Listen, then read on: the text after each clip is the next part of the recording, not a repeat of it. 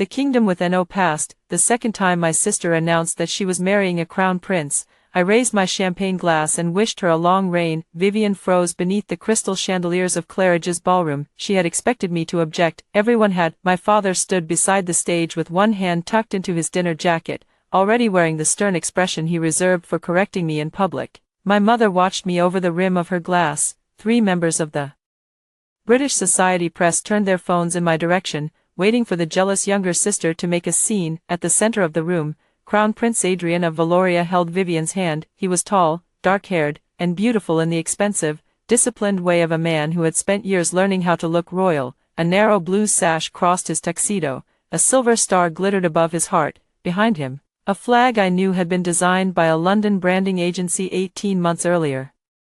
Hung between the American and British flags, Vivian's emerald ring flashed as she lifted her hand. "Clara," she prompted. In my first life, I had put down my glass. I had told the ballroom that Valoria did not exist, not as a country, not as a monarchy, not as anything except a leased island, a British holding company, and a story polished until wealthy people mistook it for history. I had spent 6 weeks preparing the report. I had land records from Croatia, corporate filings from London, rejected passport notices, and metadata showing that Valoria's constitution had been created on a public relations laptop less than 2 years earlier. I thought facts would save my family. Instead, Vivian cried. My father called me unstable. My mother asked why I could never let my sister have one beautiful thing. Adrian took my report, thanked me for identifying administrative vulnerabilities, and used my name to reassure investors. 6 months after the wedding, European authorities froze the Royal Restoration Fund. Every fraudulent compliance certificate carried my electronic signature. Vivian said she had trusted me. Adrian said I had managed the accounts. My parents said I had always resented the marriage. When I found the original server logs, Vivian asked me to meet her in the archive room of the White Palace.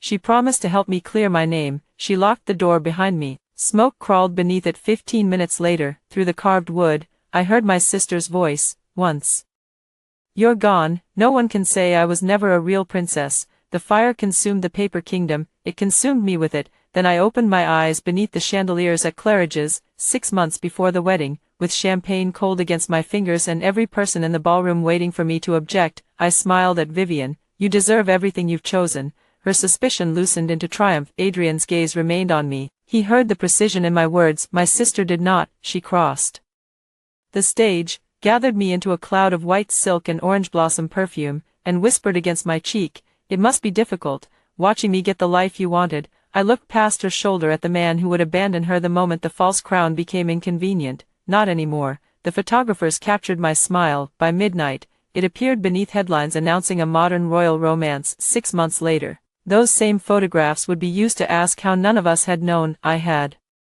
known. This time, I simply refused to die proving it. Our parents had rented the ballroom for what was supposed to be a Whitmore Foundation dinner. The foundation funded museum restorations, university scholarships, and any social cause likely to place my mother beside a titled European. My father's money came from logistics software and cold storage facilities. My mother spent 20 years persuading Boston society that the smell of warehouses had never touched it. Vivian transformed their ambition into an art form. She had attended boarding school in Switzerland, studied art history for 2 unfinished years, and built an online following by photographing herself at other people's houses. She understood lighting, access, and envy. Her greatest talent was making privilege look like destiny. I was the daughter who read the contracts. At 25, I worked in London for Harcourt and Blythe, a political risk consultancy that investigated sovereign debt, sanctions exposure, and the ownership structures behind international investments. I did not wear crowns. I checked whether the people selling them owned the metal. That was why Adrian needed me. He waited until the guests began dancing before approaching. "Ms. Whitmore, Your Royal Highness." His mouth curved. In private, he preferred people to use the title. Real royals were usually less hungry for it. "Vivian told me you work in sovereign advisory, among other things. Then you understand how difficult it is for a restored state to overcome outdated assumptions." Restored, Valoria's favorite word. According to its official website, the Kingdom of Valoria had been founded in 1184, conquered by Venice, absorbed by the Habsburg Empire, erased after the First World War, and restored when Adrian's father reclaimed the island of St. Aurelia. According to the Croatian Land Registry, St. Aurelia was a 42-acre island leased to Voss Maritime Development for a luxury resort. There had never been a Valorian King, there had never been a Valorian citizen, there had been a hotel project that ran out of money, history is full of outdated assumptions, I said. Exactly, Adrian lowered his voice, we could use someone with your expertise during the transition. In my first life, this conversation happened after my public accusation. He appealed to my professionalism, asked me to help make Valoria legitimate, and presented my involvement to the family as a peace offering. I accepted because I believed access would let me protect Vivian. My name became the first solid thing in his kingdom. My firm has strict conflict rules, I said. I won't be able to advise my sister's household. This would be a private family role. That makes the conflict worse. Surely arrangements can be made. No. Adrian looked toward Vivian. She stood beneath the flag, showing her ring to a duchess whose title, unlike Adrian's, could be located in several centuries of records. Your sister said you would help. Vivian says many beautiful things. You don't approve of me. My approval is irrelevant. She's the bride. I raised my glass again, and I would never interfere with her choice. His eyes cooled. He had expected resistance because resistance could be negotiated. Refusal left him nothing to convert into consent. Families share consequences, he said, only when they share signatures. I walked away before he could answer. At the edge of the ballroom, my grandmother's former solicitor waited.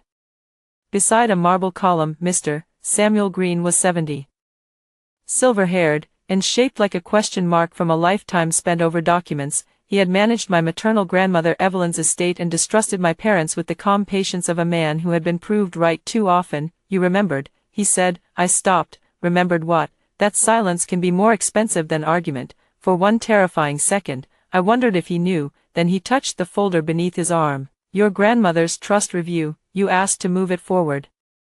In my first life, I had postponed the review because the engagement crisis consumed me. By the time the Royal Restoration Fund collapsed, my parents had used an old power of attorney to pledge distributions from my trust as security. That power existed because, at 19, I had suffered appendicitis while studying in Edinburgh. My father said every daughter needed a parent who could act in an emergency. 6 years later, the emergency was his desire to become related to a king. Tomorrow morning, I said, your office, 9 o'clock, bring identification. I'll bring everything. Mr. Green studied my face, and Clara, yes, do not sign anything tonight. Across the room, my mother lifted a gold folder and beckoned me toward the family table. I smiled. I wasn't planning to. The gold folder contained my death. Its title was harmless, Whitmore, Valoria Family Cooperation Framework. My father tapped the signature page. It's ceremonial. We sat in a private salon upstairs. The engagement guests continued below us, their music rising through the floor.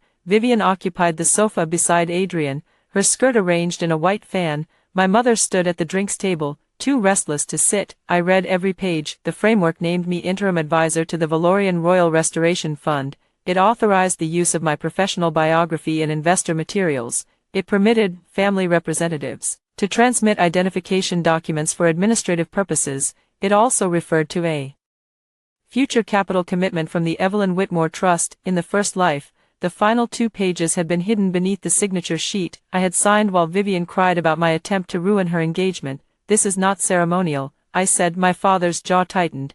It has no binding investment figure. It authorizes them to use my name and personal documents. Adrian leaned back, only to begin due diligence. Due diligence on whom? The fund. Then the fund supplies documents to me.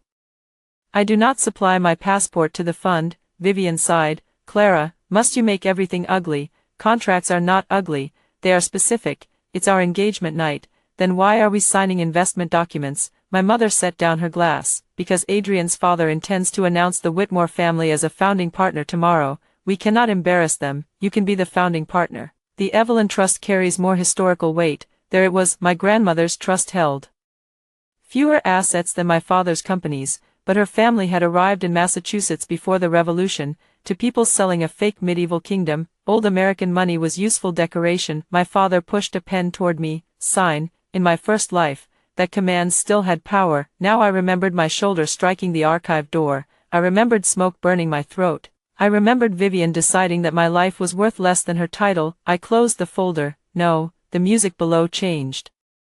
For a moment, no one moved. Vivian's eyes filled with tears. On schedule. You said you wouldn't interfere. I'm not. This embarrasses Adrian. You can sign it. She blinked. I'm the bride. Exactly. The fund supports your future country. Your name carries more relevance than mine. I'm not a compliance specialist, neither am I when I am off duty and denied access to the underlying records. Adrian spoke carefully. The role is designed for Clara. I turned to Vivian. Did you hear that? Jealousy sparked beneath her tears. I fed it. Perhaps His Royal Highness believes the future queen lacks the experience to manage her own foundation. That isn't what I said, Adrian replied. Vivian took the folder from me. I am perfectly capable. My father reached for it. Darling, this is technical, it's ceremonial. I reminded him. Vivian looked from our father to Adrian. Every person in the room had spent her life telling her that she was exceptional. The first time a document asked her to accept the consequences of that belief, she could not admit fear. She picked up the pen. Adrian caught her wrist. We can revise the wording tomorrow. That told me everything. He did not want a glamorous bride's signature, he wanted mine. Vivian felt him hesitate. Why can Clara sign it? But I can't, because her qualifications reassure counterparties. Then give me the title and keep her as an unpaid consultant. I won't consult, I said. My mother glared at me. Vivian signed. The first stroke trembled, the rest became larger. She wrote her full name across the page and added a flourish beneath it. There, she said, now no one can accuse me of not contributing to my own country. I slid the folder back toward Adrian. Congratulations, Your Royal Highness, you have your founding chair. He looked at the signature as if it were an inferior currency. I looked at it and saw the first locked door open. At 9 the next morning, I sat in Samuel Green's office near Lincoln's Inn and revoked every authority my family possessed. The documents took 3 hours. We cancelled the old power of attorney. We notified the trust administrator that no family member could request distributions, pledges, identity documents, or account statements on my behalf. We changed the address for every notice. We required in-person verification and independent counsel for any future amendment. Mr. Green did not ask why until the final signature dried. Is your father in financial trouble? Not yet. He rested both hands on his desk. That answer concerns me more than yes. I opened my laptop. In the first life, the report on Valoria lived in one folder. Adrian obtained it when my mother borrowed my computer to print wedding menus. This time, I had separated evidence from conclusion. Croatian land records, company's house filings, archived versions of the royal website, invoices from a heraldic design studio, aviation notices refusing Valorian diplomatic registration, photographs of royal ancestors matched to auction catalogs. The metadata of the Constitution showed Mr. Green enough to establish the risk. He removed his glasses. This is extraordinary. It's ordinary fraud wearing a sash. Have you told your employer? I will today. The authorities, my firm's general counsel will decide the proper reporting route. I would not hide a financial crime. Silence did not require complicity, but I would not carry my evidence to Vivian's bedroom and beg her to believe me. In the first life, she had read the full report. She had destroyed the legal opinion confirming it. She knew enough to choose. My family may try to pledge their interest in the foundation, I said. I want a formal record that I object to any use of my name or trust. Mr. Green began writing. We can send notices today, not to the press, of course, and not to my parents until the trust administrator confirms the restrictions. His pen stopped. You expect them to act quickly. I expect them to act as if a title is a fire and money is the only thing that can keep it alive. He watched me for a long moment. Your grandmother worried that they would confuse access with ownership. She was right.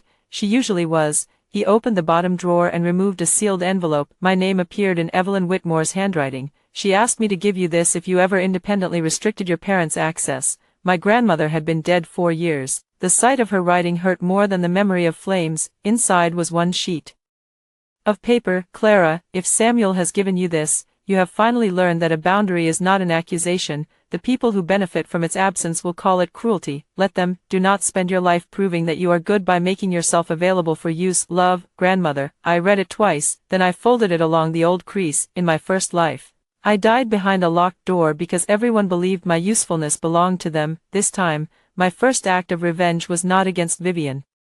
It was taking my name back. Harcourt and Blythe placed a conflict barrier around me by noon. Our general counsel, Helen Ward, listened without interruption as I described the engagement, the framework, and Adrian's request to use my professional biography. She did not care that he was handsome. She did not care that several magazines called him Europe's most eligible royal. She cared that Kingdom of Valoria did not appear in recognized state databases and that a fund had attempted to recruit one of our analysts at a family event without disclosing its legal jurisdiction. Did you sign anything? She asked. No. Did you provide documents? No. Did you give them any work product? Not in this life. Helen looked up. I corrected myself. Not at any time. The old life had begun slipping through my grammar. She created a formal memorandum while I watched. It stated that I had disclosed the approach, declined the role, and received instructions not to participate in Valorian matters. My company biography could not be used without written permission. Then she forwarded the corporate structure to our financial crime team. This may already be on someone's desk, she said. If there is a reporting obligation, the firm will handle it. You will not conduct a private investigation, understood? And Clara, yes, family pressure is not consent. If anyone uses your credentials, call me before you call them. I left her office with a copy of the memorandum in my bag. By the time I returned to my desk, Vivian had posted a photograph of herself signing the framework. Her caption read, "Honored to serve as founding chair of the Valorian Royal Restoration Fund. A new era begins." Adrian stood behind her. He was not smiling. I saved the post to the evidence archive. Then I went back to work. My parents discovered the trust restrictions 4 days later. My father called at 6:12 in the morning. "What have you done?" I moved the phone away from my ear and watched rain bead against the window of my flat in Bloomsbury. "Good morning." The administrator refused a routine verification request. "What were you verifying?" "Our family position." "My trust is not a family position." Silence, in my first life, would have filled it. I would have explained my concerns, apologized for surprising him, and offered a compromise that defeated the boundary before it had a chance to exist. This time, I waited. "You revoked my authority," he said. "Yes, without discussing it with me." It was my authority to revoke. The royal household needs proof of assets before it can formalize our founding commitment. Then send proof of your assets. His voice dropped. The Evelyn Trust was always intended to support the foundation. Which foundation? He did not answer. Our family foundation and the Valorian Fund had names close enough to confuse a careless listener. Adrian intended to turn that confusion into money. "I have never authorized a contribution to the Royal Restoration Fund," I said. "I never will." Vivian's marriage could elevate this family for generations, then it should survive without my bank statement. This selfish performance ends today. It ended 4 days ago. I hung up at 6:19. My mother called at 6:23. Vivian sent 12 messages at 6:40. Adrian's private secretary emailed my work address requesting a certified copy of my passport. To complete household security registration, I forwarded it to Helen at 7:05. Harcourt and Blythe's legal department replied that I was not a member, officer, employee, or advisor of the Valorian household and that no use of my personal data was authorized. At 7:21, the private secretary apologized for an administrative error. At 8:10, Vivian arrived outside my building with a photographer. I saw them through the lobby glass. She wore cream trousers, dark glasses, and the expression of a woman arriving to forgive someone in public. The photographer pretended to inspect his camera while keeping the lens angled toward the door. I called the concierge. "I'm not receiving visitors." Vivian rang my flat 3 times, then she called, "I'm downstairs." "I know, let me up." "No, the photographer is documenting wedding preparations, then he can document you leaving." Her voice sharpened. "Do you know how this looks? Like you brought a camera to a private financial conversation." The photographer lowered his lens. Vivian turned away from him. "I came because I'm worried about you." At 8 in the morning, "Dad says you're moving money." "I'm protecting my information, from us, from anyone who believes my passport is a family resource." She paused. "Adrian's office made a mistake. My employer corrected it." "You involved your employer." "His office contacted my work address." "You're trying to make him look suspicious." "He requested my passport for a household I have never joined. It was security." "Then why didn't he request yours?" Another pause. She had not asked that. Was the pattern of Vivian's life. Other people constructed the floor beneath her, and she accused anyone who examined it of wanting her to fall. "Come to St. Aurelia next weekend," she said. "See the country before you judge it." In my first life, the tour changed nothing. I saw fresh mortar on the medieval chapel, hotel keycard locks behind carved doors, and a throne delivered in a crate from Milan. Vivian saw white stone, blue water, and servants calling her "Your Royal Highness." This time, I needed no tour. Then I remembered the archive server. On the first visit, I had noticed a commercial network cabinet behind a tapestry in the palace library. Adrian's staff used it for the resort, the royal website, and the fund. Months later, those servers contained the unaltered logs that could have cleared me. I had gone back for them. I had died beside them. I could not investigate privately. Helen's instruction was explicit, but I could observe my sister's wedding venue as a guest. and I could document any attempt to recruit me. I'll come, I said. Vivian smiled through the glass. The photographer caught it. By lunchtime, society websites reported that the Whitmore sisters had reconciled. The photograph showed Vivian radiant outside my building. I was not visible. That suited me. Saint Aurelia appeared from the air like a white stone dropped into the Adriatic. The island lay several miles off the Croatian coast, narrow and steep, with umbrella pines covering its center. A limestone hotel occupied the southern ridge. Adrian's father had renamed it the White Palace, added 2 towers, and installed a ceremonial harbor beneath the old sea wall. No commercial airlines served Valoria. We flew from London to Split, cleared Croatian immigration, and boarded a chartered yacht. That detail did not appear in Vivian's videos. She filmed the island as if we had crossed an international frontier. 2 uniformed men waited on the pier beside a blue customs booth. The booth had no computer, no radio, and no connection to any government system. One guard stamped a decorative page in her commemorative passport. "Welcome home, Your Royal Highness." Vivian turned toward me. Well, I looked at the Croatian entry stamp in my actual passport. "The water is beautiful." Her smile tightened. Adrian met us beneath a canopy embroidered with his crest. His father, King Alexander, stood beside him. Alexander Voss was 63 and broad-shouldered, with white hair brushed straight back from a face built for newspaper profiles. He had made a fortune transporting steel and lost much of it after his shipping group became entangled in sanctions investigations and creditor lawsuits. The king title arrived at the same time as his financial problems. "Clara," he said, embracing me before I offered my hand,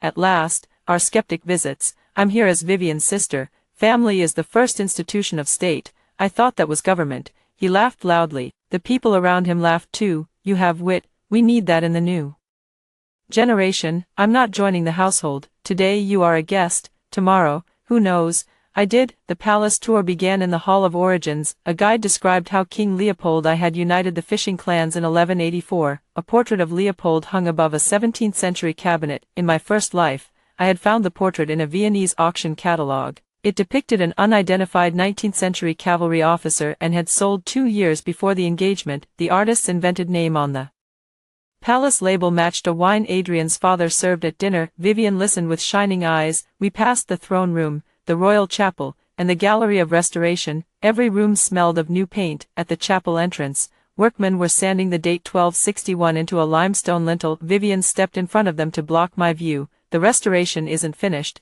Clearly, old buildings require constant work." One workman removed a barcode sticker from the stone. I said nothing. At lunch, Alexander presented plans for an airport, a marina, a university, and a diplomatic quarter. The island was 42 acres. On the model, buildings extended into blue areas labeled Phase 2 Sovereign Reclamation, Land Creation. He explained, "Valoria has always looked to the sea, who approved the environmental permits." I asked. My mother kicked my ankle beneath the table. Alexander smiled. "Our Ministry of Infrastructure." The minister sat 3 seats away. I recognized him as Voss, Maritime's former construction director, and the Croatian authorities. "Our sovereignty predates modern administrative claims." The yacht captain said. "Croatian coastal police inspect the harbor." My father put down his fork. "Clara," I lifted my water glass, "I'm making conversation." Adrian changed the subject to the wedding. Vivian wanted a ceremony in the throne room, followed by a procession to the chapel and a banquet for 400 guests. Alexander wanted a public subscription to finance national celebrations. My parents agreed to underwrite hospitality. Then Adrian placed a folder beside my plate. We prepared a guest confidentiality form. I opened it. It contained a data sharing provision nearly identical to the engagement framework. "I won't sign this." Vivian laughed too brightly. "Everyone signs, then everyone else may continue. You're inside a royal residence. I'm inside a hotel on land recorded in Croatia. If you want me to keep family matters private, ask me directly." The table went silent. My mother's face lost color. Alexander's smile vanished. Adrian's remained. "You have researched us. Your lease status is public. Public records are often incomplete. Then your form should identify which law governs it." There was no governing law clause. A real contract would choose English, Croatian, Swiss, or another recognized jurisdiction. Valoria's documents referred only to the eternal laws of the crown. Eternal laws were difficult to enforce at a bank. I returned the folder. "I'm happy to leave."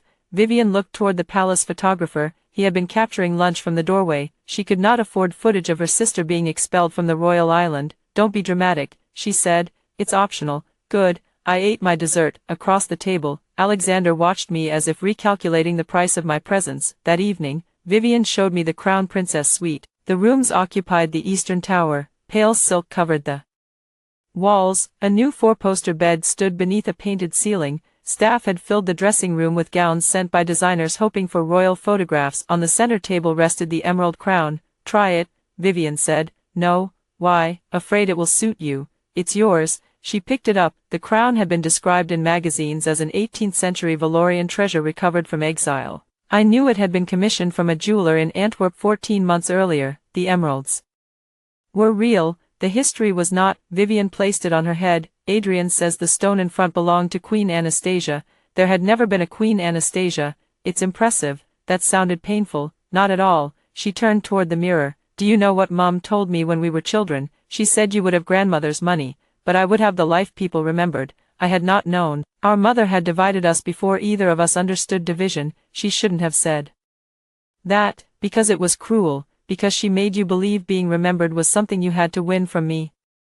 Vivian's reflection hardened. Don't analyze me. You brought me here to look at you in a crown. I brought you here because Adrian asked me to repair the family, by getting my signature. She lifted the crown from her hair. He doesn't need you. Then we agree. You always do that. Do what? Act as if not wanting something makes you superior to the person who has it. I almost told her. The words rose from the dead version of me. The island is leased. The title is registered to a company. The fund is a trap. Adrian will leave you. Then the archive door slammed through my memory. Vivian had known enough. She chose the crown over my life. Would not offer her another chance to make that calculation. You're right, I said. This is your life. Her suspicion eased. I want you at the wedding. I'll attend. As maid of honor. No, Clara, a future queen should choose someone who believes in her country. The sentence flattered and warned her at once. She chose the flattery. Fine, Lydia can do it. Lydia Pembroke was the daughter of an earl, a friend of Vivian's for 11 months, and useful in photographs. A perfect choice. Vivian set the crown on its cushion. One day,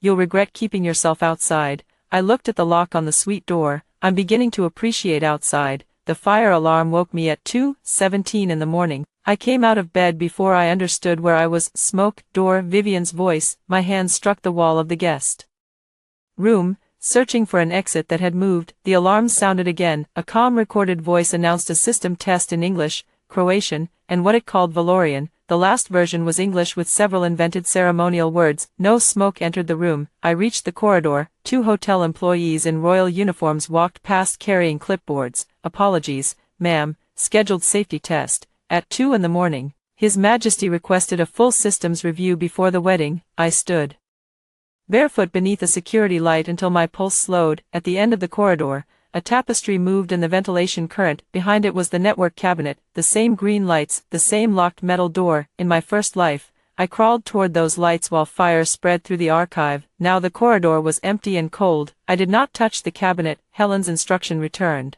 You will not conduct a private investigation. Instead, I photographed the fire exit map displayed beside my room. The alarm test notice dated that afternoon, and the camera above the corridor. Then I returned to bed and emailed the photographs to my secure personal archive. At breakfast, Alexander apologized for the disturbance. We are bringing every palace system up to royal standard. The alarm worked. You sound disappointed. I sound awake. He stirred sugar into his coffee. Your sister tells me you suffered a panic attack. Vivian watched from the terrace doors. The information had traveled quickly. The alarm startled me. Of course, anxiety can make intelligent people misinterpret ordinary things. In my first life, he used that language after the fire. Clara was anxious. Clara behaved erratically. Clara may have destroyed records to conceal her crimes. He was building the story early. I placed my napkin beside my plate. The corridor camera will show that I exited my room, spoke to staff, and returned. Alexander's spoon stopped. Why would anyone need to see that?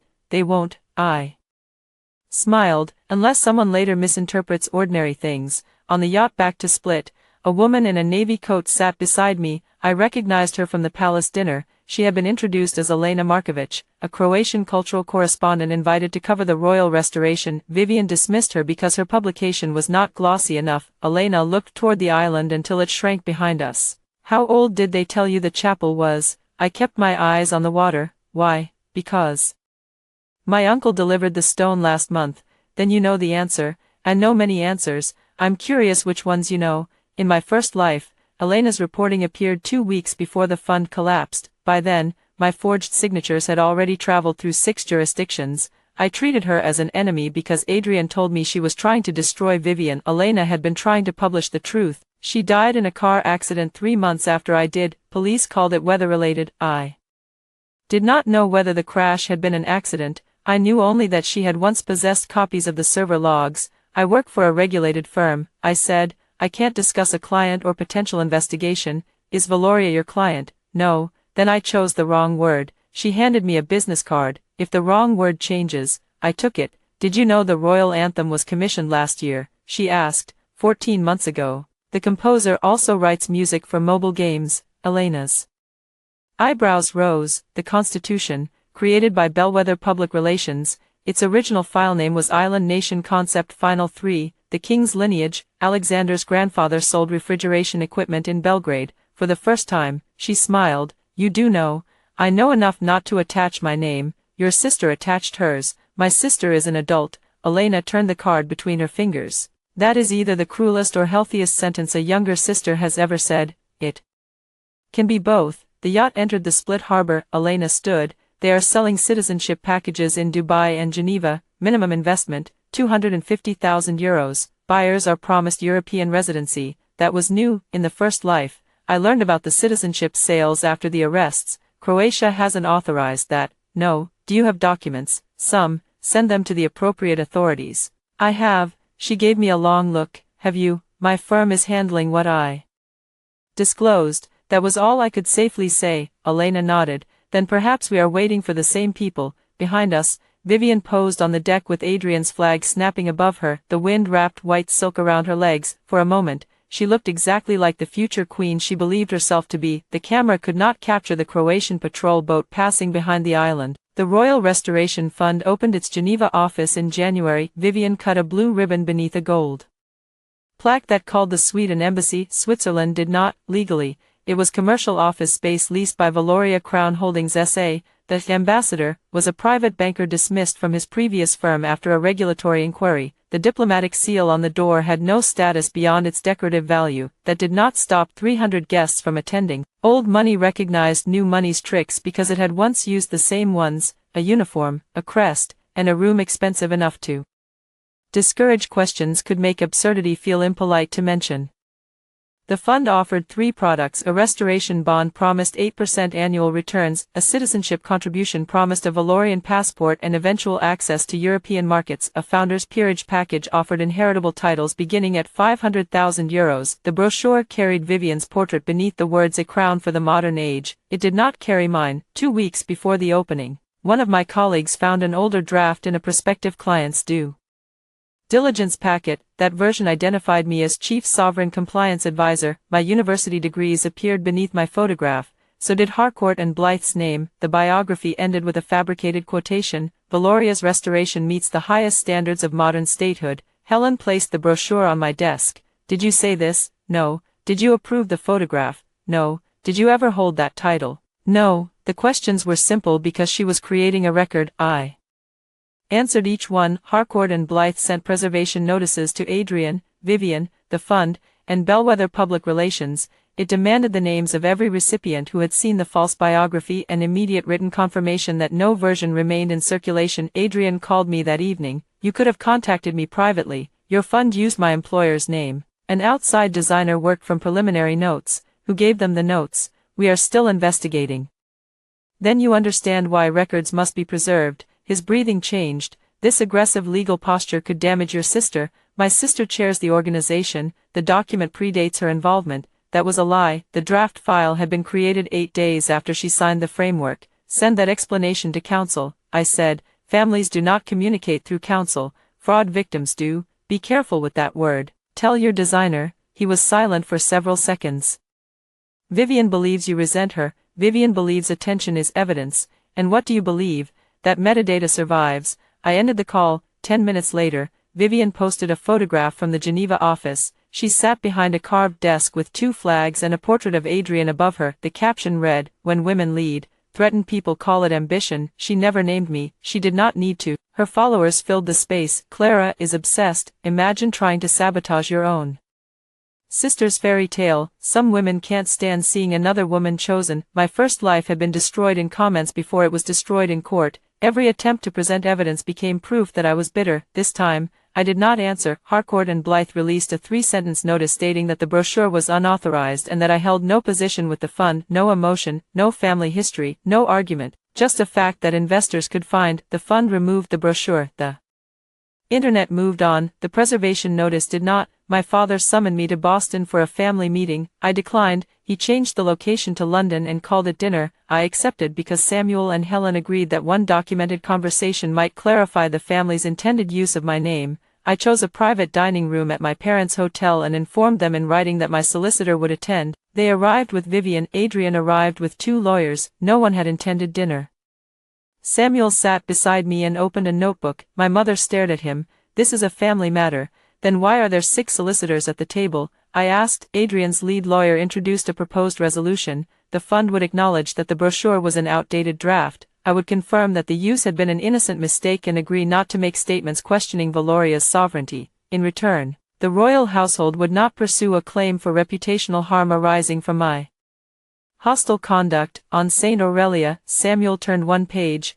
What hostile conduct? Ms. Whitmore disparaged the Crown in front of staff and guests. She declined to sign a confidentiality form. She also photographed secure areas. My stomach tightened. The corridor camera Alexander had noticed. I photographed the fire exit plan and alarm notice after a scheduled test woke me. I said. Neither was marked confidential. You photographed a surveillance camera. It was visible in the image. The lawyer slid a printed photograph across the table. It showed the corridor, the fire exit map, and the camera. It also showed the edge of the tapestry concealing the network cabinet. In my first life, that cabinet contained the evidence they killed me to destroy. Adrian watched my reaction. I let myself look confused. Is there something sensitive in this image? No one answered. Samuel picked it up. If your client believes a fire exit notice exposes national security, he should not have invited guests into the corridor. Vivian leaned forward. Why are you doing this? Doing what? Humiliating me. Your fund published a false biography. It was a draft. Did you approve it? I approve hundreds of things. That isn't an answer. She looked at Adrian. He did not help. My father placed both palms on the table. Enough. Clara will sign the statement. The fund will remove every reference to her. Then we move forward. No. His face darkened. You have already endangered Vivian's wedding. A wedding should not depend on my silence. My mother spoke with brittle patience. You have had months to make peace with the fact that your sister will occupy a position you never could. Which position? Crown Princess. I never applied. Vivian laughed. You didn't think you had a chance. Samuel's pen paused. I remembered my grandmother's letter. A boundary is not an accusation. The people who benefit from its absence will call it cruelty. I took a document from my bag. Since we all want clarity, I prepared a family non-participation notice. My father did not touch it. Samuel distributed copies. The notice stated that I had no role in the engagement, wedding, Valorian government, royal household, royal restoration fund, citizenship program, bond program, or title sales, would not advise, supervise, authorize, guarantee, or contribute to any of them. No party could use my name, image, credentials, property, identity documents, or trust. It also confirmed that Vivian was an independent adult making decisions with her own counsel. This is insulting, my mother said. It is specific. Adrian's lawyer read the last page. You want the family to sign. I want everyone to acknowledge receipt. Why would His Royal Highness do that? Because he says the brochure was a mistake. This prevents another. Adrian and his lawyers requested a private conference. Vivian followed them into the adjoining room. My parents remained. My father poured himself wine. Your grandmother made a mistake leaving you that trust. She expected you to say that.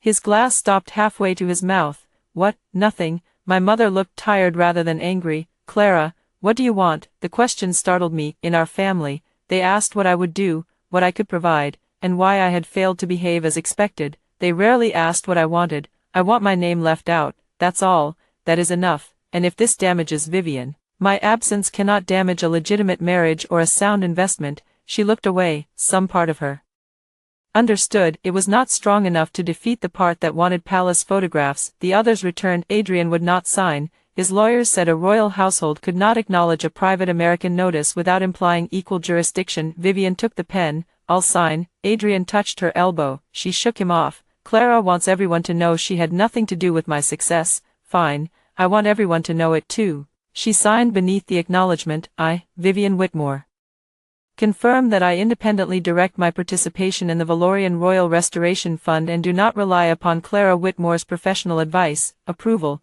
supervision, or guarantee. Then she pushed the notice toward our parents. Sign it. My father hesitated. Pride trapped him where logic could not. If he refused, he would appear to admit they needed me. He signed. My mother signed after him. Adrian watched all three signatures. For the first time, I saw fear beneath his control, not fear of prosecution, not yet, fear that when the structure failed, there would be no Clara-shaped pillar beneath it. Vivian's public coronation began before the wedding. She launched a documentary series called Becoming Royal. The first episode showed etiquette lessons in Paris, the second showed her selecting china bearing the Valorian crest, the third followed her to a Geneva vault, where she viewed recovered crown jewels, whose insurance documents listed them as modern reproductions. The fourth introduced the citizens. 32 people stood in the palace courtyard waving flags, 14 were staff, 8 were investors who had purchased peerages, the rest belonged to a historical reenactment group from Slovenia. The episode received 9 million views. Applications for citizenship tripled, so did complaints to European consumer protection agencies. Elena published her first article the next morning. The kingdom you can buy.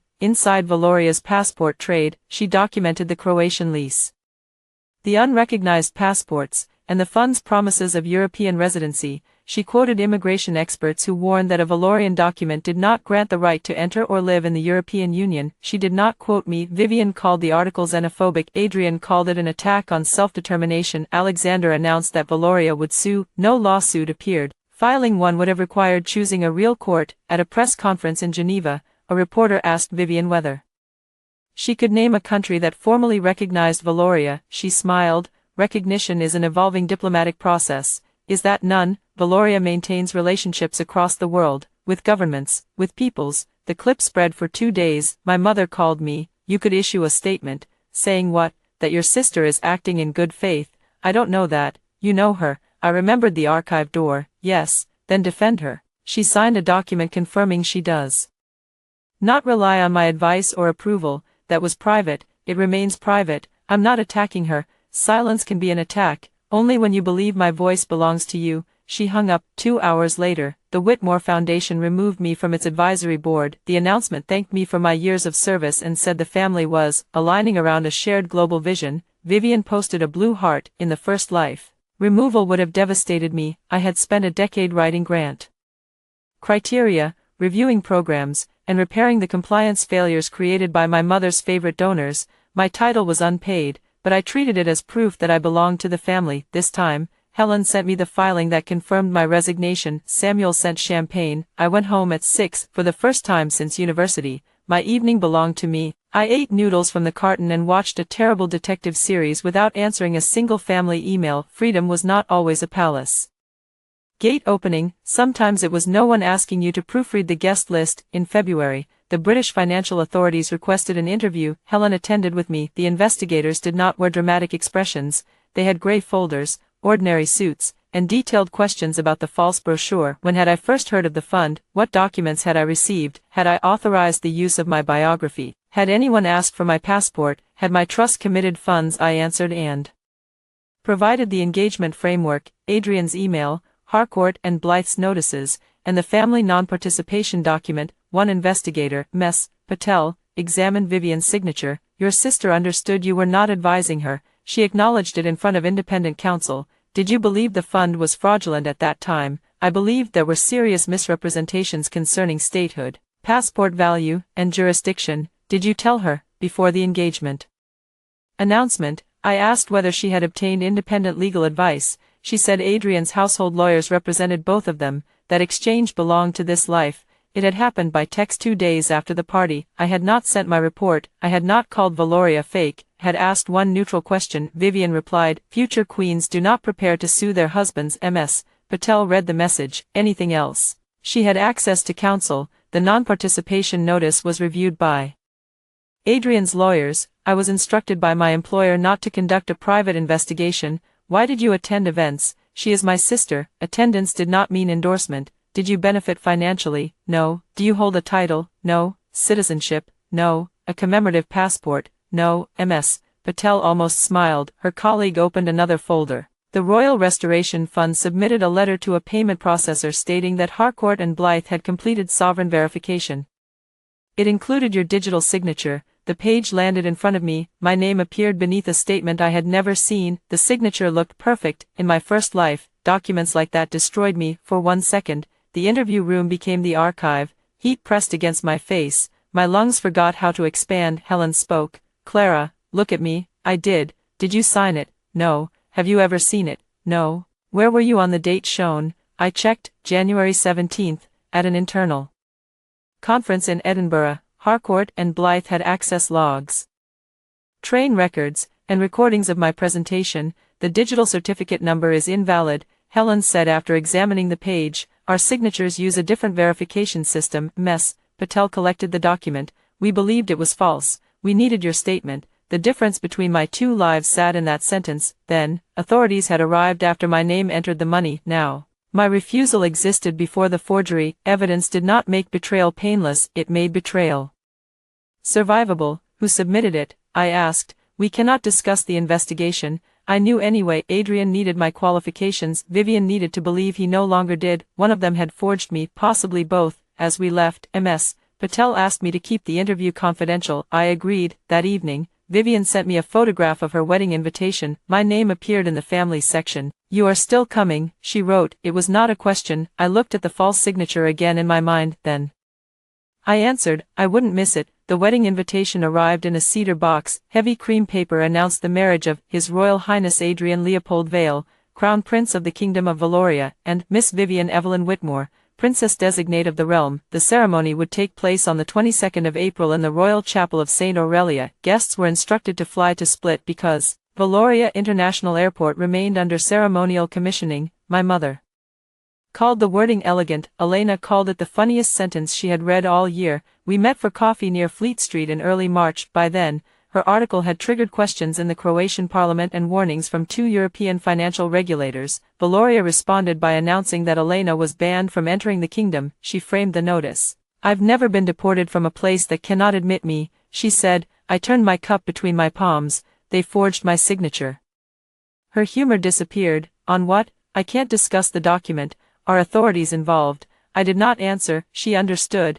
Then why are they proceeding with the wedding? Momentum. The Restoration Fund needed spectacle. Investors who hesitated over documents might be reassured by a televised ceremony, titled Guests, and my family's money. The wedding was not a celebration attached to the fraud. It was part of the fraud. Elena opened her notebook. I obtained the island lease, the public version, the full agreement. St. Aurelia had been leased to Voss Maritime Development for 99 years, subject to construction deadlines, environmental conditions, and annual payments. The company had missed 2 payments. It had also pledged the lease as collateral without permission. The Croatian owner had issued a default notice. If the breach was not cured by April 23, the day after the wedding, the lease could be terminated. I stared at the date. They scheduled the ceremony 1 day before the cure deadline. They need the wedding contributions to make the payment. How much? 38 million euros, including penalties. My parents had recently sold a warehouse complex outside Worcester. The sale price was $41 million. I felt cold. In my first life, they transferred most of those proceeds to the Royal Restoration Fund. They told me the money financed harbor improvements. It had probably delayed the lease collapse. This time, without my trust as additional security, 38 million euros would consume nearly all their liquid capital. Have you shown this to Vivian? Elena asked. No. Will you? No. She closed the notebook. I'm not judging you. You're a journalist. It's practically a licensing requirement. I am trying to understand. I looked through the cafe window. Buses moved through wet streets. A cyclist shouted at a taxi. London continued with no concern for crowns. In another version of this story, I showed her everything. I said. Elena waited. She used the warning to make me responsible. Then she destroyed the evidence that would have saved me. Another version, a pattern. It was the closest I could come. Does she know any of it? Elena asked. Enough to hire independent counsel, enough to read what she signs, enough to stop selling passports after public warnings, and if she doesn't understand, then she should not chair a fund taking millions from strangers. Elena considered that fair. I pushed the invitation across the table. Are you going? I am banned. The invitation includes a press access code. Her eyes widened. Whose? Mine. Vivian had added it because she wanted flattering family coverage. The invitation did not restrict which accredited journalist could use the code. I can't secretly attend as your guest, Elena said. I'm not asking you to lie. Apply in your own name. Let their press office decide. She entered the code into her phone. The application portal opened. At the top, beneath the Valorian crest, a line read, International Press Welcomed. Elena smiled slowly. Perhaps my ban has expired. 3 weeks before the wedding, Vivian came to my office. She arrived without a photographer. That frightened me more than the earlier ambush. The receptionist called, and I moved the meeting to a glass conference room near Helen's office. Vivian noticed. Do you think I'm dangerous? The last time we were alone in the first life, she locked me in a burning room. I think we communicate better with clear records. She removed her coat. For the first time since the engagement, she looked tired. Makeup concealed most of the shadows beneath her eyes. Not all. Mom and Dad are transferring the Worcester money. That is their decision. Adrian says it's temporary. The fund will repay them after the citizenship launch. You have lawyers. I'm asking you, why? Because you know. The word remained between us. Know what? Whether the investment is safe. In my first life, I answered. I spread documents across a table and begged her to understand. She accused me of jealousy, then photographed the report while I slept. This time, I folded my hands. You signed a statement confirming you do not rely on my professional advice. I can withdraw it. I cannot advise you. My employer created a conflict barrier. Forget your employer. Be my sister. My sister invited lawyers to threaten me because I photographed a fire exit map. She looked toward the glass walls. Adrian was angry. Adrian forged my professional biography. The designer did that. Someone also forged my digital signature. Vivian's head turned. There, not surprise, recognition. It lasted less than a second, but I had spent 2 lives reading her performances. What signature? She asked. The investigators didn't contact you. Her fingers tightened around her handbag. What investigators?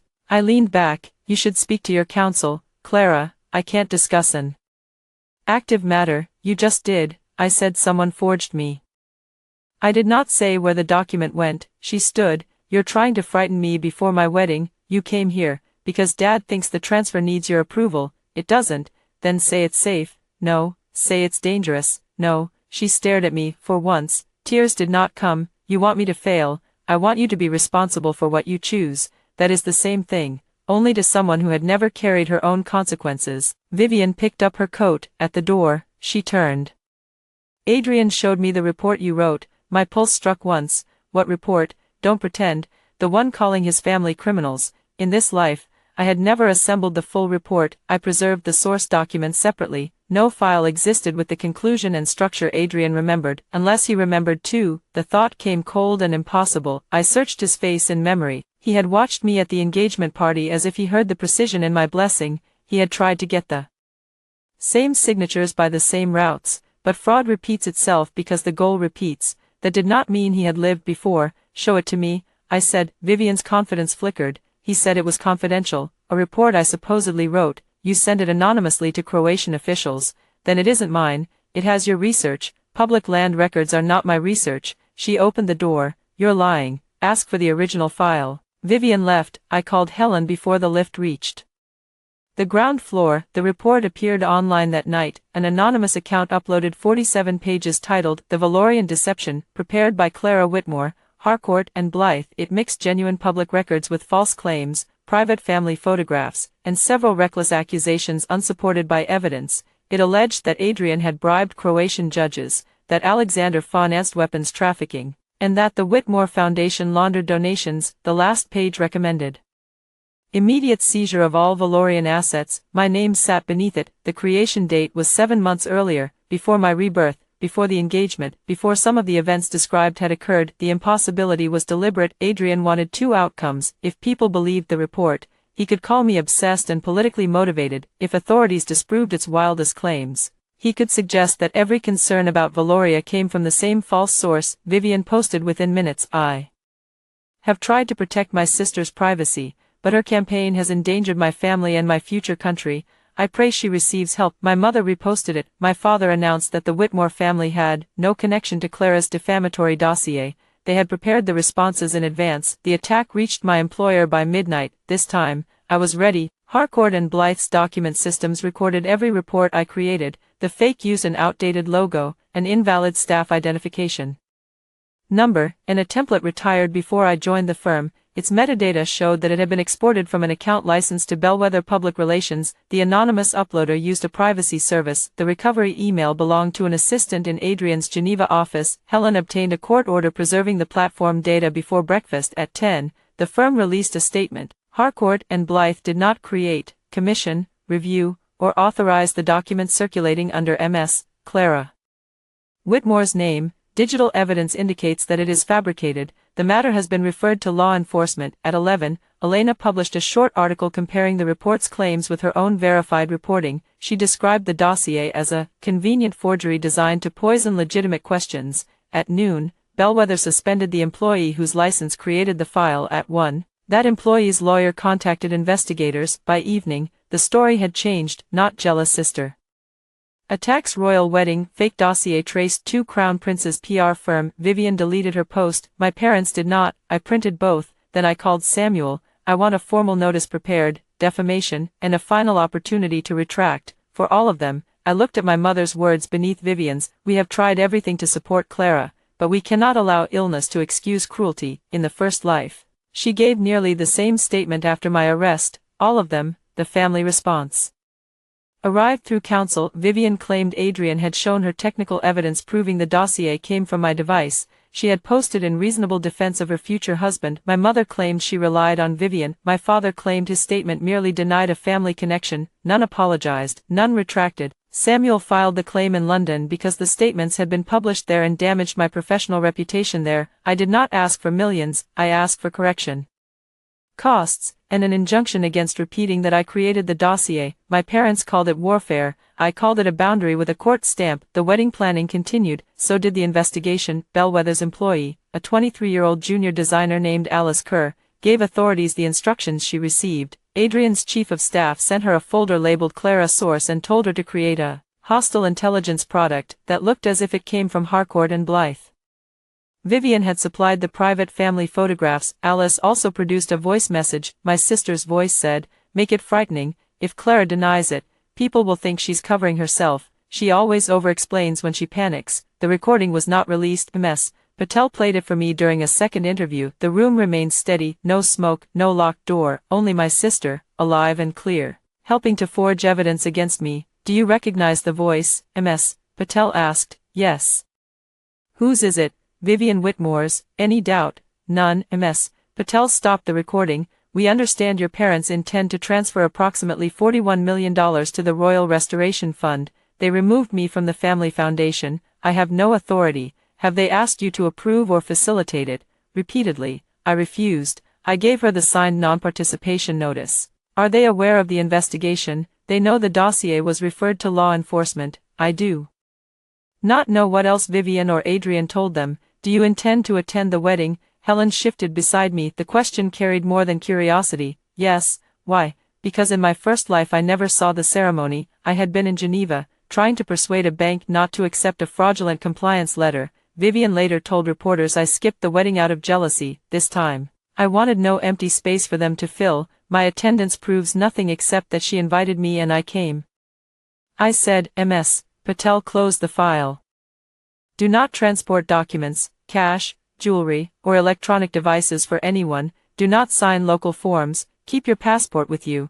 If you are approached concerning the fund, refer the person to counsel. Is the wedding safe? We have no information indicating a physical threat to guests." Not an answer to the question I meant. Helen understood. "You can decide not to go." I thought of the archive. "I'm going, this time. I would know where every exit was." The night before the wedding, my parents transferred the money. 37 million euros moved from the sale account into the Royal Restoration Fund's Swiss bank. Within 40 minutes, 28 million went to Voss Maritime Development, 4 million went to Bellwether Public Relations, 3 million went to a private aviation company controlled by Adrian. The rest disappeared into fees. The Croatian lease payment was never made. I learned those details later. That night, all I knew was that my mother arrived at the White Palace wearing the smile she used after winning an auction. "The future is secure," she told Vivian. We stood in the throne room during the rehearsal, 400 gold chairs faced a raised platform, television lights warmed the painted ceiling, workers rolled a blue carpet over the modern hotel floor. Vivian wore a white silk suit and the emerald crown.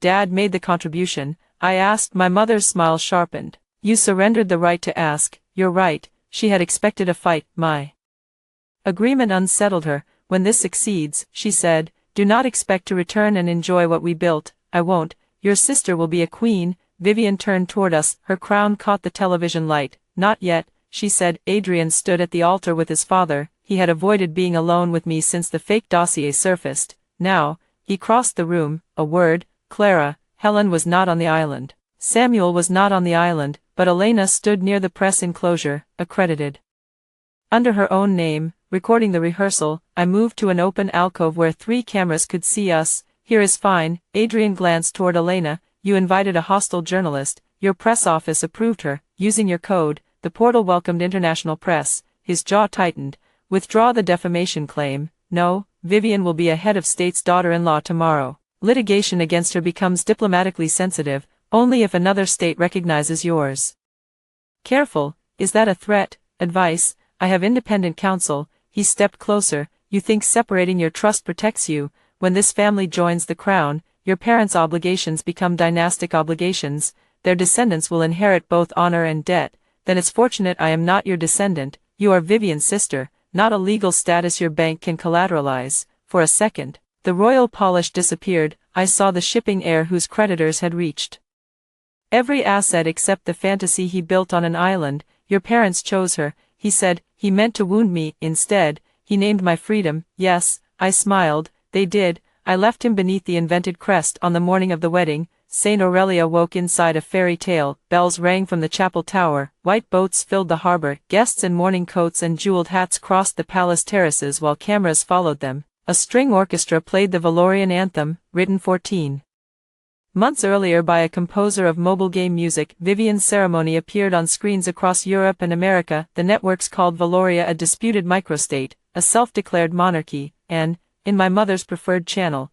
one of Europe's smallest restored kingdoms. I wore dark blue and no family jewels. My seat was in the 3rd row, behind my parents and beside Lydia Pembroke's divorced aunt. Vivian had moved me twice during planning, searching for a position that felt sufficiently inferior without looking vindictive on camera. I liked the 3rd row. It was close to an exit. The doors opened. Vivian entered beneath a veil embroidered with the Valorian crest. My father walked beside her. He had lost weight. The investment had taken more from him than money, but he looked toward the cameras with rigid pride. My mother cried. For one unexpected moment, grief moved through me, not for the title, for the family we might have been if love had not always required an audience. Vivian reached the altar. Adrian lifted her veil. The officiant was called the Archbishop of Valoria. Before his appointment, he had led a small independent church in Nevada. His robes were magnificent. He asked whether Vivian accepted Adrian, the crown, and the sacred obligations of the realm. I do. He asked whether she would safeguard the restoration,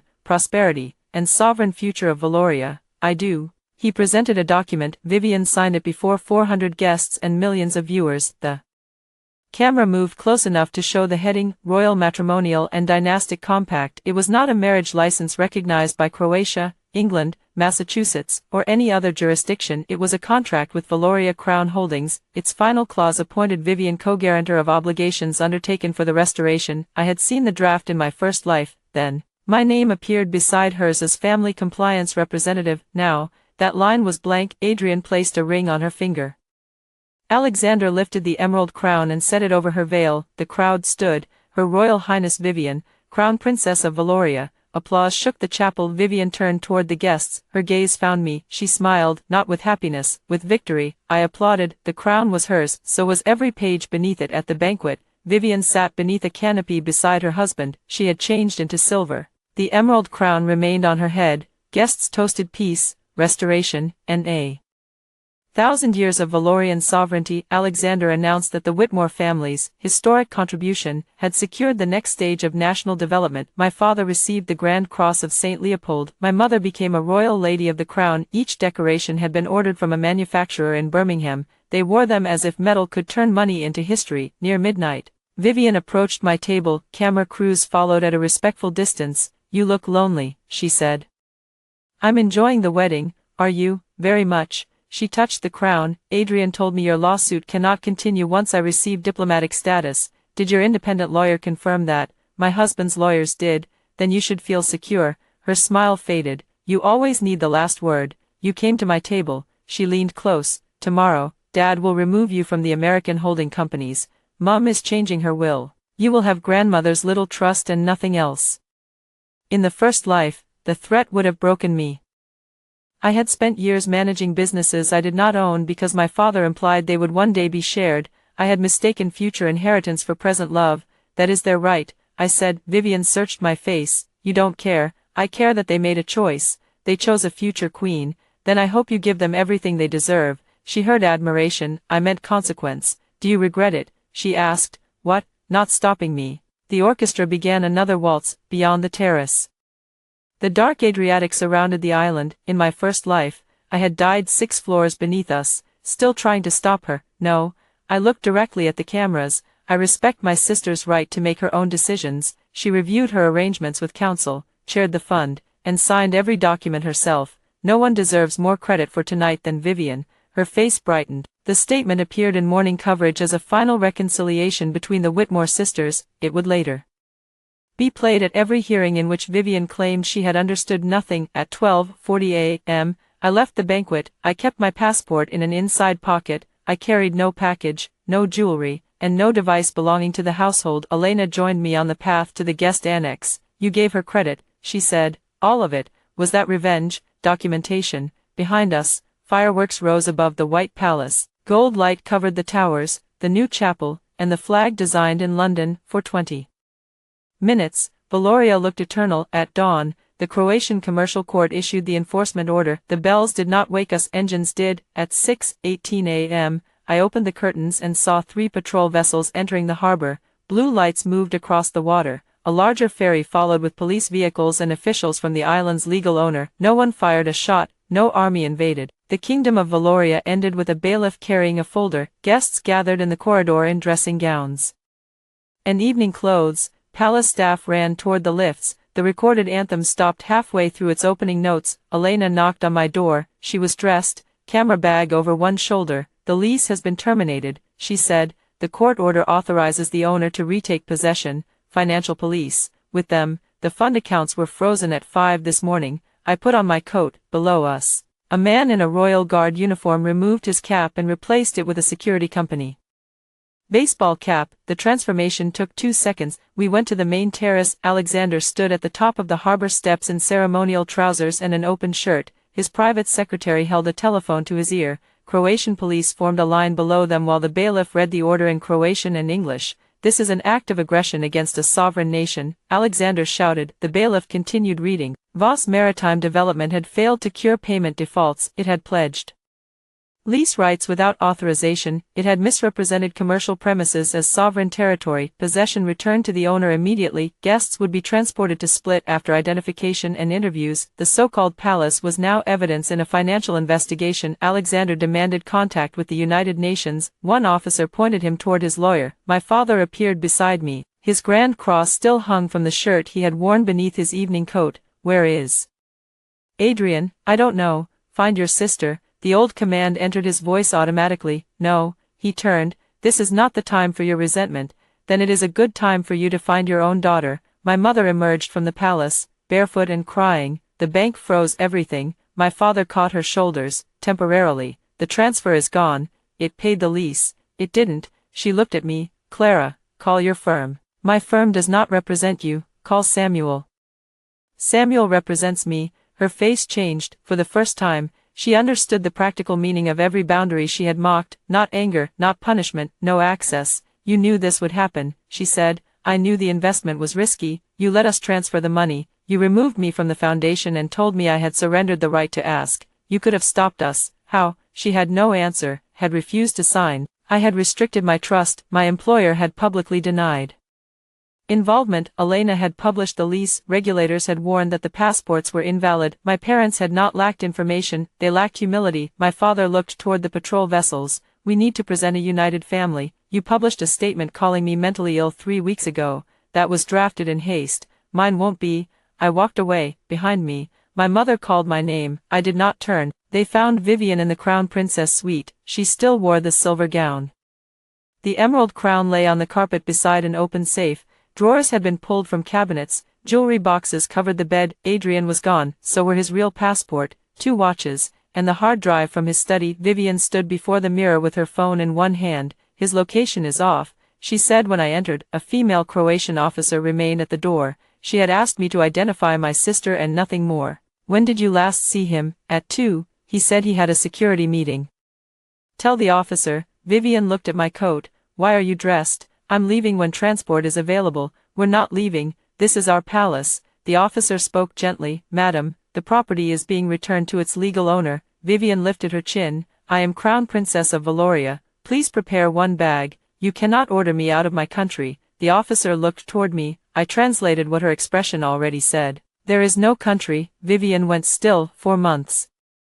Reporters, lawyers, land records, and government notices had said the same thing. She heard it now because a uniformed officer was standing inside her dressing room. You knew, she whispered. Yes. The officer excused herself to give us a minute and remained visible through the open door. Vivian kicked the crown across the carpet. You knew enough. Not this. You knew Croatia owned the island. Adrian said the lease was temporary recognition. You knew the passports were not accepted. He said recognition was pending. You saw an independent legal opinion. Her face emptied. That document had not been mentioned publicly. What opinion? The one you destroyed. I don't know what you're talking about. Your message to Adrian said, once the wedding is public, no one will care whether the kingdom existed before us. She stepped back. In the first life, I found that message after my arrest. In this life, investigators had recovered it through the funds preserved. Communications, MS. Patel had not shown it to me. Elena obtained part of the correspondence from a source in Geneva. I knew the exact wording because I remembered. Vivian could not know how. You accessed my messages. Did you write it? Adrian told me we were creating history. You were selling it. I never handled the accounts. You chaired the fund. It was ceremonial. You told the world you reviewed every document. That was branding. You signed the guarantees. They have no legal force if the country isn't real. The door officer understood enough English to look away. Vivian had reached the center of the trap. If Valoria was real, she was responsible under its compact. If Valoria was fake, she had used a fake title to sell investments. There was no version in which the crown protected her. Call your independent lawyer. I said, I don't have one. I asked you. Adrian said separate counsel would imply distrust. You had lawyers at the family meeting. They represented the household. Then you lied when you said you reviewed the arrangements with counsel. Everyone says that. Under cameras, her eyes filled. For once, the tears were not controlled. Help me. The words moved through me like smoke. In the archive, I had begged her. Vivian, open the door, please. I can't breathe. She stood on the other side and chose the crown. Now no door separated us. I could have given her Samuel's number. I could have told investigators that she was foolish, ornamental, and controlled by Adrian. I could have begun constructing the defense she would later claim as her own. Instead, I gave her the only advice that did not make her my responsibility. Tell the truth. She laughed once, broken and disbelieving. That will destroy me. Then you should have built something else. I left her with the officer. Adrian did not get far. At 5:32 a.m., 46 minutes before I opened my curtains, he boarded the private royal launch wearing jeans, a navy jacket, and a baseball cap. He carried no Valorian passport. He used his British passport under the name Adrian Alexander Voss. The harbor master refused departure because the commercial court order had closed the port. Adrian ordered the captain to proceed. The captain declined. Adrian then attempted to transfer to a tender tied at the Northern Service dock. Croatian police stopped him with 2 suitcases and a hard drive. Vivian learned from a television in the guest holding area. Footage showed her husband walking between officers. No sash, no medals, no title on the caption. Adrian Voss, director of Valoria Crown Holdings. She stood so abruptly her chair fell. That is not his name. Every guest heard. My mother reached for her. Vivian pulled away. He left me. My father stared at the screen. There must be a security protocol. Elena, seated across the room, raised her camera. The security protocol appears to involve 2 suitcases. My father glared at her. This is a private family crisis. It was a globally televised state wedding yesterday. He looked at me. Remove her. I don't control Croatian police, the island, the press, or Elena. That was the morning central lesson. My father controlled almost nothing. The Whitmore name could open museums and dining rooms. It could not create a country. it could not convert a hotel lease into sovereignty, it could not force a frozen bank to release money, it could not command me. At 8, investigators began interviewing guests who held fund rolls or had purchased citizenship packages. Those without involvement boarded the first ferry. My parents were asked to remain.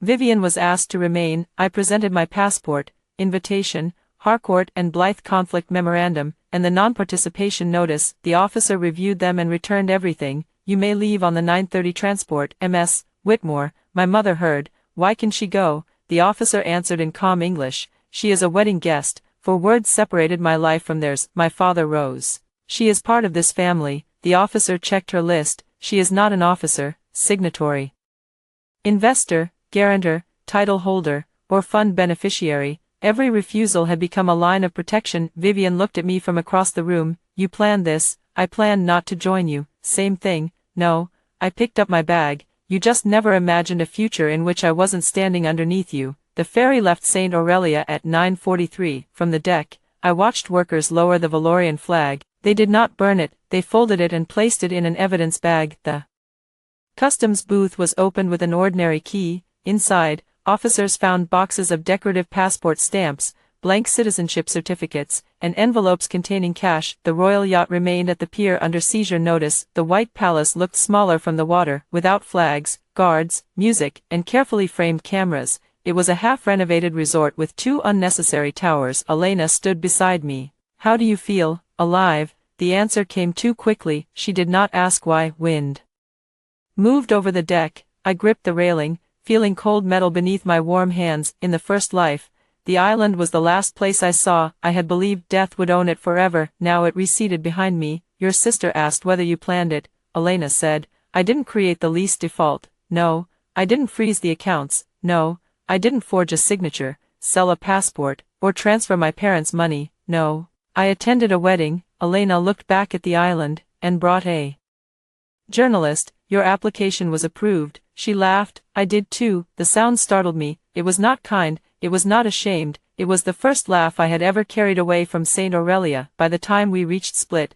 the wedding story had become a collapse story. Video of the flag removal spread beside clips of Vivian's vows. News outlets compared the royal genealogy with corporate filings. The portrait of King Leopold appeared next to the Viennese auction listing. The royal chapels carved medieval date appeared next to a delivery invoice for fresh Croatian limestone. The composer of the national anthem gave an interview. They told me it was for a streaming series, he said. The Birmingham metal manufacturer confirmed that Alexander had ordered 100 decorations with custom ribbons. The Antwerp jeweler confirmed that the emerald crown was modern and remained partly unpaid. Each revelation removed another century. By evening, Valoria had no past at all. The Croatian ministry responsible for the island issued a statement confirming that St. Aurelia had never ceased to be Croatian territory. No foreign government had recognized Valoria as a sovereign state. Its passports, titles, ministries, and diplomatic offices possessed no official status. The language was devastating because it was boring. There was no debate, no royal mystery, only a commercial tenant who had broken a lease. My parents returned to London 3 days later after providing statements and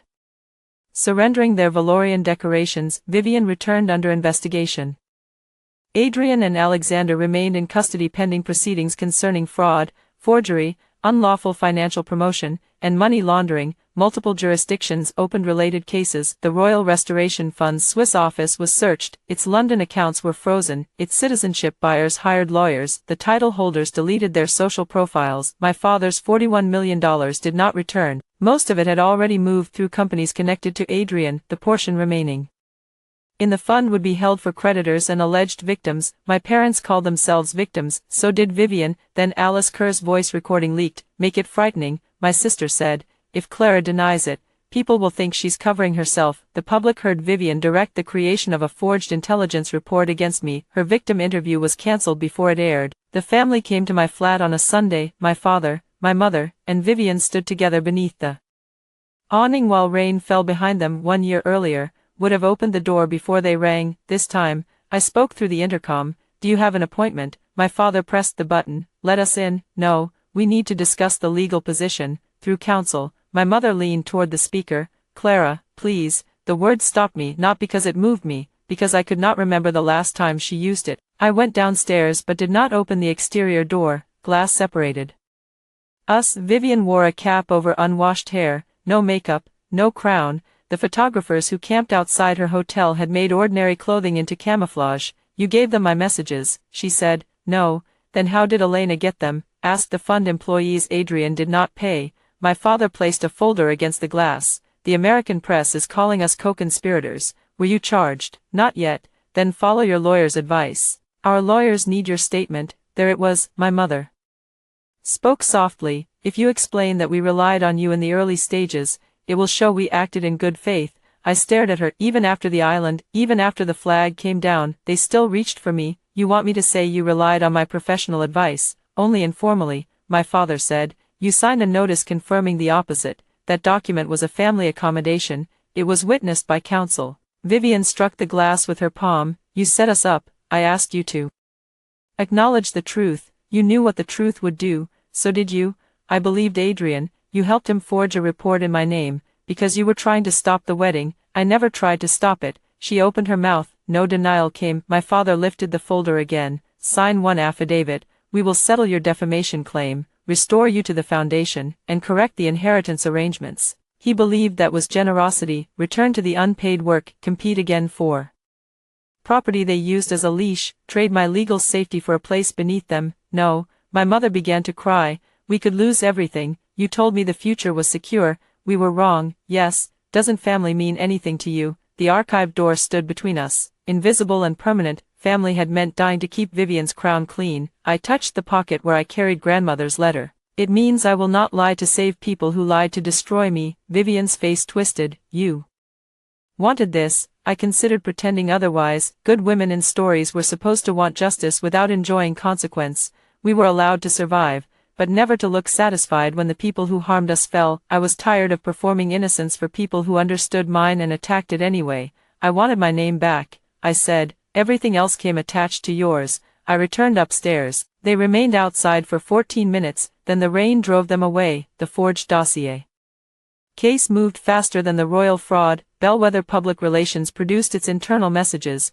Alice Kerr testified that she had questioned the assignment and been told it was reputation defense authorized at principal level. The chief of staff claimed Adrian directed him. Adrian claimed Vivian proposed the idea. Then investigators recovered the planning call. Vivian said my professional reputation was the obstacle. Adrian said a direct accusation would make her look vindictive. Vivian suggested making me appear dangerous before I could speak. They discussed which private photographs would make the dossier feel personal. They laughed about the outdated Harcourt and Blythe template. Adrian asked whether I would sue. Vivian answered, not if Mum tells her the family will disown her. The call ended any remaining argument that my sister had been merely decorative. She had not understood international banking. She had understood me. She knew the pressure points because she had watched our parents build them. She used them anyway. My defamation claims settled in June. Vivian, my parents, and Bellwether published corrections stating that I had not written, commissioned, distributed, or authorized the dossier. They acknowledged that digital evidence traced its creation to Bellwether and that the allegation of mental illness had no factual basis. Bellwether paid my costs and a professional damages settlement. My parents paid nothing. I insisted on that structure. I did not want their money becoming another story in which they had purchased the right to call themselves generous. The corrections remained pinned for 90 days. My mother's received 30,000 views. Her accusation had received 4 million. It was not equal, but when future clients searched my name, both existed. Truth did not always arrive first. Sometimes it needed an index. The main prosecution took 11 months. No single courtroom tried the entire fantasy. The offenses crossed borders, companies, and financial systems. British proceedings addressed the forged documents and unlawful promotions. Swiss authorities pursued fund activity. Croatian proceedings covered the lease representations, island operations, and related transactions. Adrian fought every allegation. He said Alexander invented the kingdom. Alexander said Adrian controlled the fund. Both said Vivian's public statements attracted investors. Vivian said she had been a bride in love. Then prosecutors played her videos. Every investment document crosses my desk. I personally guarantee the integrity of our restoration. Valorian citizenship is your bridge to Europe. Then they played the private message. Once the wedding is public, no one will care whether the kingdom existed before us. Love did not explain that, neither did stupidity. Her lawyers negotiated. Vivian admitted participating in the forged dossier and making false statements in fund promotions after receiving written warnings about Valoria's status. she accepted that she had encouraged investors to rely on a title she knew was legally disputed. She received a custodial sentence followed by supervised release, along with financial restrictions and restitution obligations. The sentence was shorter than Adrian's because she had joined later, surrendered communications, and testified about the fund. Adrian called that betrayal. He had left her in a palace with his crown on the floor. Apparently loyalty was an obligation he recognized only when he needed it. Alexander and Adrian were convicted of the central fraud scheme. Their sentences were measured in years, not dynasties. Assets connected to the fund were liquidated. Investors recovered only a fraction of what they had paid. The emerald crown returned to the Antwerp jeweler. The medals were sold in boxes. The flag remained in an evidence warehouse until Croatia released it to the island owner, who donated it to a museum exhibition about modern fraud. The exhibition label read, "Flag of the Self-Proclaimed Kingdom of Valoria, 2022-2024, 18 months of history reduced to one line." It was the most accurate record the kingdom ever had. My parents were not charged. The evidence showed vanity, recklessness, and a profound refusal to ask sensible questions. It did not prove they joined the scheme intending to defraud investors. They kept their Boston house and lost almost everything liquid. My father sold 2 companies to meet creditors and tax obligations. My mother resigned from the Whitmore Foundation after the board discovered that she had directed staff to promote Valorian citizenship at charitable events. The foundation survived under independent leadership. It did not invite me back. I was grateful. My father changed his will. Samuel informed me because he was required to. I received nothing. Vivian would receive what remained after restitution claims. The news produced less pain than I expected. An inheritance was only another future document. I had already survived the one they wrote for me. My grandmother's trust remained intact. I used none of it to rescue them. Instead, I funded a fellowship at Harcourt and Blythe for young analysts working on fraud that imitated state authority, fake citizenship programs, invented diplomatic status, and investment schemes built around political theater. I named it for Evelyn Whitmore. My mother sent one email, "Your grandmother would hate what this has done to our family." I answered. Grandmother wrote down what she wanted. Then I attached the fellowship announcement. My mother never replied. Vivian wrote to me from prison.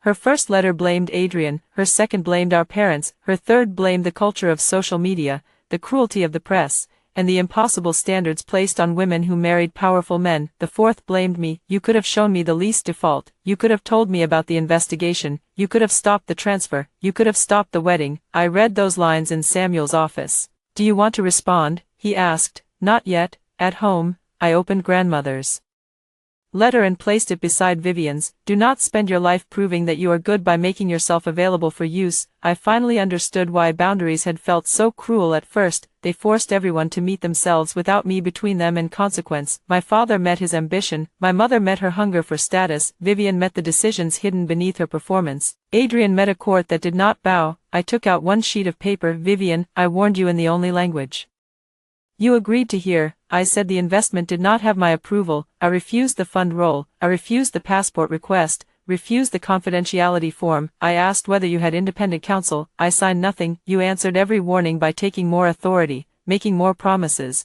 and demanding more credit. You did not need me to stop your wedding. You needed to stop lying. I did not mail the letter. Vivian did not need another explanation to reshape into an attack. I shredded both pages. Silence, at last, belonged to me. 1 year after the wedding, Elena and I returned to St. Aurelia. The island owner had reopened part of the property as a conference hotel. The false towers remained because removing them cost more than leaving them. The customs booth had become a coffee stand. The throne room hosted corporate retreats. No one stamped passports at the harbor. We entered through Croatian immigration in Split. As we always had, Elena was producing a documentary based on her investigation. I had agreed to one on-camera interview, limited to the misuse of my identity and the importance of written refusal. I would not discuss Vivian's childhood, would not perform forgiveness. I would not stand outside the archive room. The hotel manager offered to show us the damage from the old fire. In this life, no fire had happened. The archive door was intact. No smoke marked the ceiling. I stood at the end of the corridor anyway. My body remembered an event the building did not.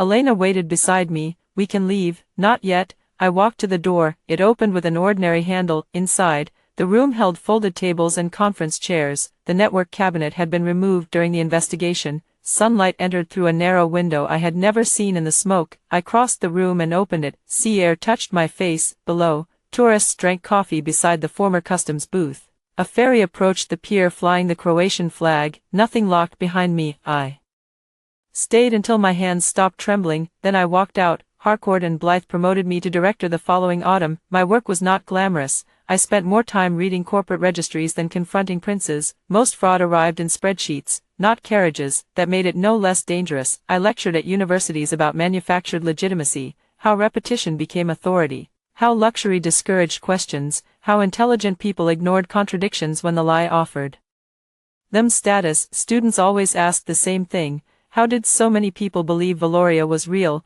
My answer was simple: they did not all believe. Some wanted other people to believe first. Alexander needed creditors to believe, Adrian needed investors to believe, my parents needed society to believe, Vivian needed the cameras to believe. Each person assumed performance could become truth if maintained long enough. The kingdom collapsed because contracts, land records, and bank accounts were less imaginative. I turned my case notes into a book. Elena suggested the title, The Kingdom with No Past. My publisher wanted a photograph of Vivian in the crown on the cover. I refused. The final cover showed the white island beneath an empty flagpole. The book did not present me as the sister who knew, it presented the evidence that distinction mattered. My identity no longer existed only in relation to Vivian's mistake. On publication day, I spoke at a crowded bookshop in London. After the questions, I found a package waiting backstage. Inside was the emerald ring Adrian had given Vivian, not the crown, the engagement ring. A restitution administrator had returned it to my parents because they paid for it through the family foundation. My mother enclosed a note: we thought you might want this as proof you were right. I looked at the green stone, in the Claridge's ballroom. It had flashed like a promise. Now it was evidence in a padded box. I sent it back. I did not need proof. I had a life. On the second anniversary of my rebirth, I walked past Claridge's after work. Another celebration filled the ballroom. Light shone through the high windows. Guests stepped from black cars beneath umbrellas. For a moment, I saw Vivian on the stage again. White silk, emerald light, Adrian's hand around hers, everyone waiting for me to object. In my first life, I believed love meant stopping someone from walking toward destruction, even when she hated me for standing in her way. In my second, I learned that rescue offered without consent could become a chain. The person I saved would still claim the future, while I inherited the blame for how it unfolded. I had not created Valoria, I had not destroyed it, I had simply stepped out from beneath it. The kingdom fell under the weight of its own invented history. My sister fell with the title she had chosen over truth. My parents lost the future they purchased with my exclusion, and I kept the one thing none of them had ever intended to leave me, myself. I continued down Brook Street. Behind me, the ballroom doors opened for someone else's announcement. No one called my name, no one needed my signature, no one asked me to save them. For the first time in either life, silence did not sound like a locked door, it sounded like freedom. After hearing the story above, what are your thoughts? Feel free to share your opinions in the comments section. Looking forward to hearing from you. If you liked this story, don't forget to like it, share it, and subscribe to my channel. See you next time. 1.